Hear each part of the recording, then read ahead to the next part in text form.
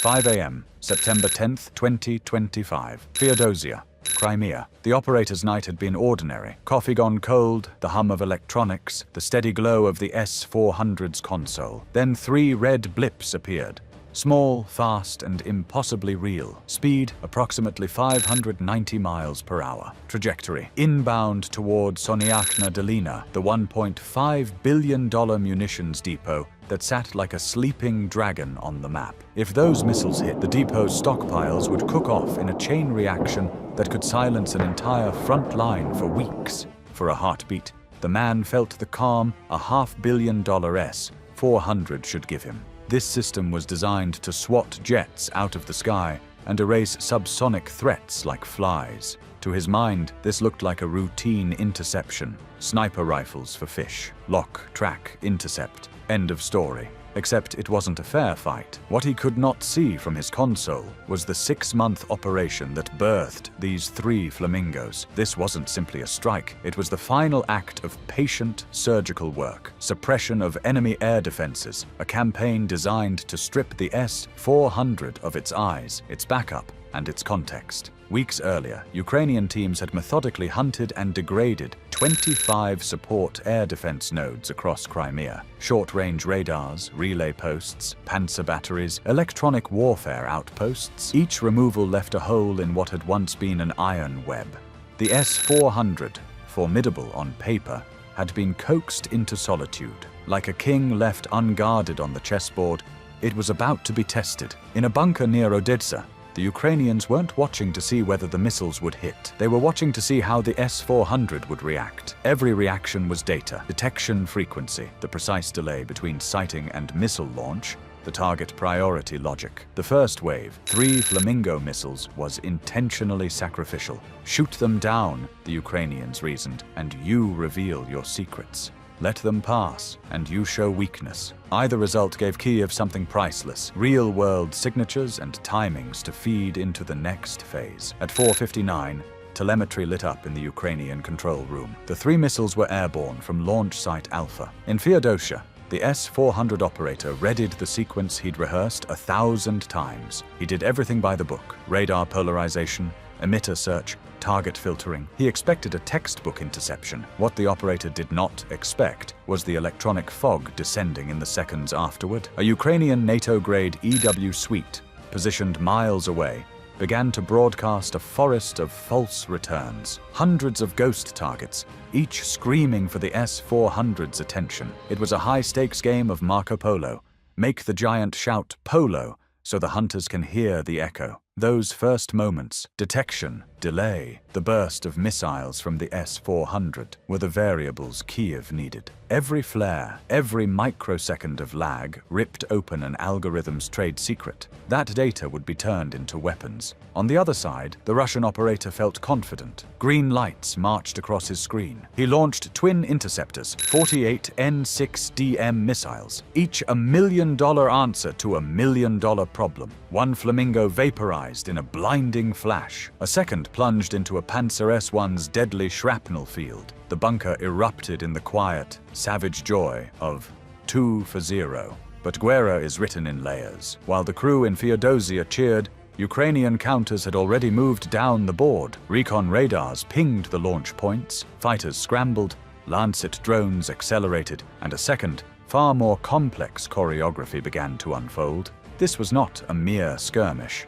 It was the opening move of a multi-vector ambush, the kind of operation that turns a seemingly invincible shelter into a sitting target. And at its center sat one man in a chair, watching 3 blips he thought he could handle. What he didn't know yet was that the real test had only just begun. The bunker in Odessa was calm in the way only well-trained teams can be calm before a storm. Screens glowed green and blue. Analysts sipped bitter coffee and watched telemetry crawl across their displays. What had begun as a probing wave, 3 Flamingo missiles, was already working exactly as planned.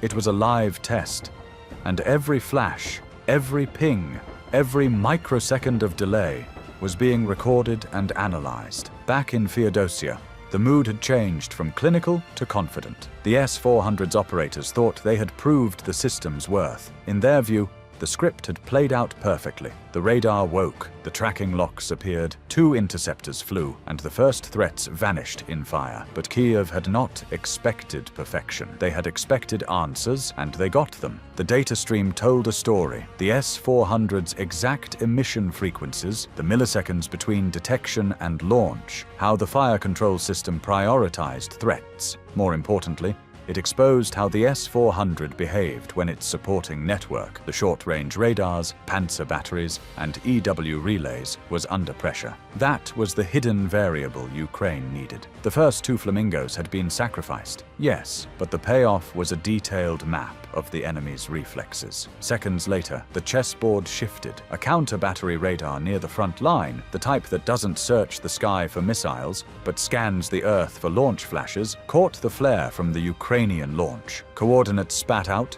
encrypted links jumped, and a Su-35 was vectored from Belbek airfield. 3 high-speed Lancet drones streaked out, engines screaming. The Russian scramble was textbook, punishment to the origin, denial of sanctuary. But the Ukrainians had already planned for chases. The Flamingo launch vehicles began to move moments after firing. Within 30 seconds, the trucks were ghosts among trees, tire tracks leading into thick cover. The crew who launched Wave 1 was gone, long before the Su-35 could reach the coordinates. The hunter saw heat, but the prey had melted into the countryside. In the Odessa control room, relief was brief. The team had what they wanted: raw signatures, emitter IDs, a reaction time baseline. Now came the hard part, turning observation into advantage. Using the captured frequencies, EW teams began crafting tailored noise profiles, electronic fingerprints designed not to suppress, but to confuse, and gun the S-400's own decision loops. What the Russians perceived as victory, 2 intercepts confirmed, was actually the opening of a trap. Kiev's analysts fed the S-400's behavior back into their fire control simulations, generating precise route plans that would exploit the system's blind spots. The plan: re-enter with a new wave, following trajectories the radar expected less, vectored through corridors where short-range sensors had been neutralized in months prior. Meanwhile, the frontline electronic environment grew chaotic. Ukraine's Buavel AD emitters and mobile EW packs lit the spectrum with carefully timed false signatures. Jammers and decoys painted dozens of ghost returns across the radar screen, forcing Russian operators to chase phantoms. That's when the real trick happened. The Flamingo's designers had given the missile a fallback. When GPS and satellite links went quiet, its onboard altimeter and stored terrain map took over. It could feel the Earth and fly a path by matching the contours it sensed to a preloaded 3D map. In short, jamming would not make it blind, it would make it use a less obvious but brutally precise mode. At 5:01, the Su-35 arrived over the first launch area to find cooling Earth and nothing but tracks. A few kilometers away, a second wave was climbing quietly into the sky. These new missiles did not run in straight lines. They curved, dipped into gullies, and used the terrain to break radar lock. The S-400 now faced a multi-axis problem. A handful of low, maneuvering threats arriving from different vectors nearly simultaneously. The operator watched warning lights multiply.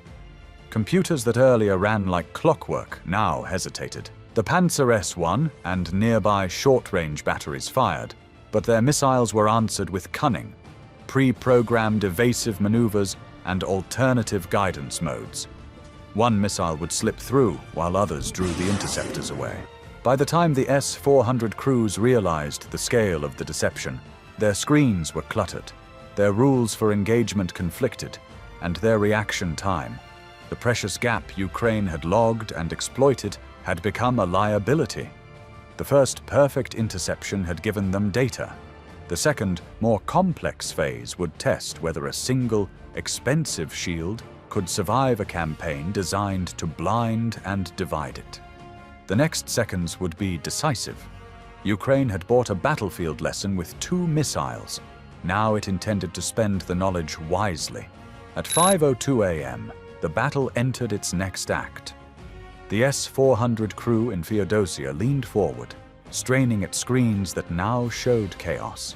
The second wave of Flamingo missiles had not come in clean and obvious like the first. Instead, they were weaving through radar blind zones, corridors Ukraine had deliberately carved over 6 months by eliminating shorter-range radars and relay nodes. One missile arced in from the west, hugging low terrain. Another approached from the south, skimming treetops. And then, to the crew's horror, a third blip reappeared from the north. The survivor of Wave 1, looping back after flying a long, deceptive path. 3 directions, 1 clock. The S-400's processors, capable of tracking hundreds of targets, suddenly faced the nightmare of having to generate 3 simultaneous perfect firing solutions for threats that weren't behaving like drones or aircraft. The operator slammed commands through. Missiles roared from their tubes, sleek million-dollar interceptors slicing upward at Mach 7. But Ukraine's electronic warfare suites had already gone to work. The Boisville system jammed, flooded, and dazzled. To the Russian computers, the Flamingos weren't alone. They were surrounded by a cloud of hundreds of fake echoes, each indistinguishable at first glance. Imagine trying to follow a single whispered voice while 300 people scream "Polo" in your ears. That was the Russian operator's task. And though the S-400's powerful algorithms filtered quickly, every extra second mattered. Every false lock burned precious reaction time. The first interceptor missed by meters, chasing a phantom. The second detonated prematurely in empty air, fooled by an electronic decoy.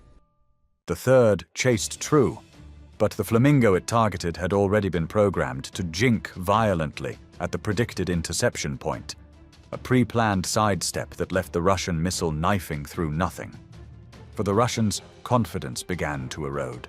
The initial cheers of 2 kills had given way to uneasy silence. What looked simple on the training diagrams was becoming a tangle of noise, missed intercepts, and maneuvering subsonic ghosts, and the pressure only mounted. At 5:03, Ukraine escalated. From launch site Bravo, 2 more Flamingos leapt skyward. The operators in Odessa weren't just playing for destruction, they were playing for timing. They synchronized these missiles so that, along with the survivors already inbound, the S-400 would face 4 separate threats, from 3 vectors arriving within the same 10-second window. This was no coincidence, it was design. A kill box was being sealed, the perfect storm arranged so that the Russian defense grid, though powerful on paper, would be forced to exceed its computational and physical limits. In the Feodosia bunker, warning sirens screamed, radar tracks multiplied, fire control solutions lagged. The crew realized they were no longer intercepting, they were drowning. The Panzer S-1, the S-400's close guard, fired wildly, 4 missiles in a ripple. But its software too had been studied.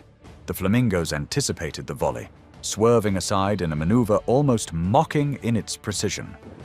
For a last-ditch layer, the Russians wheeled up the ZSU-23-4 Shilka, a relic spraying 4 cannons at 3,400 rounds per minute. Tracers lit the dawn sky in a golden fountain, but the missiles were too fast, too low, and too smart. It was like trying to catch arrows with bare hands. In Odessa, the Ukrainian operator counted softly into his mic as the video feeds showed bunkers and ammunition trucks rushing into view. 4 camera perspectives, 4 impending impacts, 4 chances to crack open a $1.5 billion Dragon's hoard. The trap had closed. The invincible shield was seconds away from proving it could bleed.